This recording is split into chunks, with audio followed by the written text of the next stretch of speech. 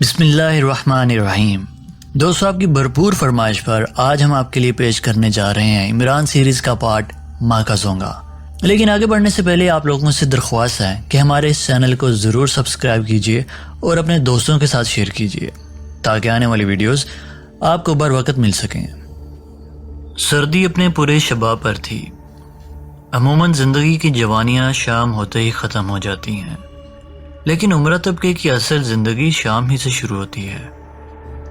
اس لیے شہر کے تمام بڑے بڑے ہوٹلوں، رقص گاہوں، جوئے خانوں اور عیاشی کے خفیہ اڈوں میں شام ہوتے ہی چہل پہل شروع ہو جاتی ہے، اور پھر صبح تک رنگ و نور کا ایک سیلاب ہر طرف رواں دواں نظر آتا ہے۔ ریمبو ہوٹل دارالحکومت کا انتہائی شاندار اور وسیع و عریض ہوٹل تھا، جہاں صرف اعلیٰ عمرہ طبقہ ہی داخل ہونے کی جرت کر سکتا تھا۔ ویسے تو چہل پہل ہر رات یہاں ہوتی تھی، لیکن آج تو یہ چہل پہل اپنے پورے شباب پر تھی۔ ہال میں کرسیاں انتہائی کرینی سے سجائی گئی تھیں۔ ہر خالی ٹیبل پر ریزرویشن کارڈ لگا ہوا تھا۔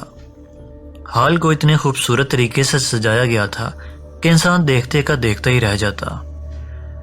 وہ ایسا محسوس کرتا جیسے الف لیلہ دنیا میں آ پہنچا ہو۔ پورا ہال بھرا ہوا تھا، صرف چند میزیں خالی تھیں۔ یہ سجاوٹ اور رونق رقاصہ میری کے دم سے تھی، جس کی شہرت کا ستارہ آج کل بامروج پر پہنچا ہوا تھا۔ ہوٹل ریمبو میں یہ اس کا دوسرا رقص تھا۔ کل رقص اتنا ہی جذبات خیز اور نشہ آور ثابت ہوا کہ لوگ اس کے فن حسن اور شباب پر مار مٹے تھے، اس لیے آج کل سے بھی زیادہ رونق تھی۔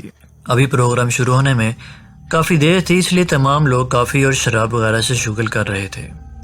ہال میں ہلکے ہلکے مترنم کہے گونج رہے تھے، جن کی شیرینی کے سامنے ہال میں بجنے والا ایکسٹرا بھی کبھی کبھی مان پڑ جاتا۔ اچانک ہال کے دروازے پر عمران نمودار ہوا۔ وہ زور سے کھنکارا تو ایک دم تمام لوگوں کی نظریں اس طرف اٹھ گئیں، اور پھر ہال میں ایک دم کہے گونج اٹھے۔ اس کی حالت میں اتنی مضحکہ خیزی تھی کہ سنجیدہ سے سنجیدہ انسان بھی ہنسنے پر مجبور ہو جاتا۔ ایک تو ٹیکنی کلر لباس، پھر چہرے پر حماقت کی دبیز تہیں۔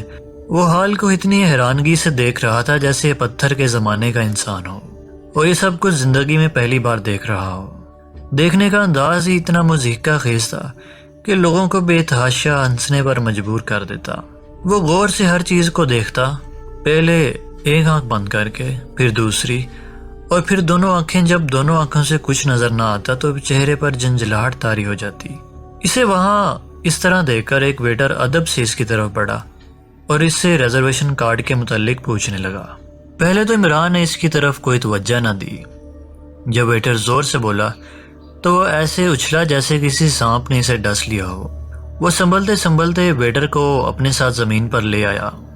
ویٹر کے چہرے پر شدید غصے کے آثار تھے، لیکن وہ کچھ نہ بولا، اور عمران کھڑے ہو کر ایسے کپڑے صاف کر رہا تھا جیسے گرنا اس کا معمول ہو۔ پھر وہاں سے آہستہ آہستہ چلتا ہوا ایک میز پر جا بیٹھا، اور میز پر اس کے نام کا کارڈ لگا ہوا تھا۔ عمران نے ساتھ والی کرسی پر ٹانگیں رکھ دیں اور اطمینان سے جیب میں ہاتھ ڈال کر چیونگم کا پیکٹ نکالا، اسے پھاڑا اور پھر چیونگم کا ایک پیس منہ میں ڈال لیا۔ لوگ اسے انتہائی دلچسپی سے دیکھ رہے تھے، اور پھر اس کے بیٹھنے کا انداز اب بھی ہنسی لوگوں کی برداشت سے باہر تھی۔ ایک سمارٹ نوجوان پاس والی میز سے اٹھ کر اس کے پاس آیا اور اس کے کاندھے پر ہاتھ رکھ دیا۔ عمران کے ان حماق میں کوئی فرق نہ آیا۔ نوجوان بولا، کیا آپ پہلی بار کسی ہوٹل میں آئے ہیں؟ عمران چونکا اور نوجوان کی طرف دیکھ کر فوراً کھڑا ہوا اور اس کا ہاتھ پکڑ کر سینے سے لگایا اور زور سے بولا، ہائے میری جان، میں نے تو تیری تلاش میں سمندر چھان مارے ہیں۔ روسی راکٹ میں بیٹھ کر خلا میں ہو آیا ہوں، مگر تم کہیں نہ ملے۔ نوجوان گھبرا گیا اور غصے سے بولا، کیا تم پاگل ہو؟ میری جان، ہر عاشق کو پاگل ہی کہا جاتا ہے، اور پھر تمہارے جیسے ہی حسینہ کا عاشق۔ نوجوان جھینپ گیا، اور پھر اس نے کھسکنے میں ہی عافیت سمجھی۔ اس کی حالت دیکھ کر حال میں بیٹھے ہوئے لوگ ہنستے ہنستے بے حال ہو گئے، مگر پھر اسی طرح بیٹھ گیا جیسے کوئی بات ہی نہ ہوئی ہو۔ اتنے میں صفدر، جولیا اور چوہان حال میں داخل ہوئے۔ وہ تینوں اعلیٰ لباس میں ملبوس تھے۔ خاص طور پر جولیا تو آج خوب بن سنور کر آئی تھی۔ آج کی دعوت بھی انہیں عمران نے دی تھی۔ وہ عمران کی طرف تیر کی طرح بڑھے اور ہیلو کا نعرہ لگاتے ہوئے کرسیوں پر بیٹھ کے، مگر جولیا کی کرسی پر عمران پیر پھیلائے بیٹھا تھا، اس لیے وہ کھڑی رہی اور عمران کی یہ حالت دیکھ کر اس کے تن بدن میں آگ لگ گئی۔